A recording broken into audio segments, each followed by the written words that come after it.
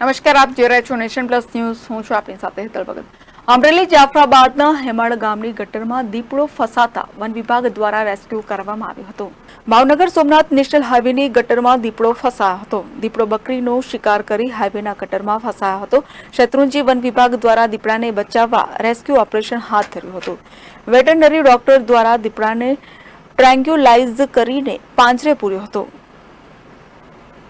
અત્રે ઉલ્લેખનીય છે કે દીપડાને બચાવવા વન વિભાગનું દિલધડક રેસ્ક્યુ ઓપરેશન કર્યું હતું. Dharmesh Mehta, nation plus news, Rajula. સમાચારોના સતત અપડેટ મેળવવા માટે અમારી નેશન પ્લસ ન્યૂઝની યુટ્યુબ ચેનલને સબસ્ક્રાઇબ કરો, બેલ આઇકન દબાવો અને જોડાયેલા રહો ફેસબુક, ઇન્સ્ટાગ્રામ અને ટ્વિટર પર.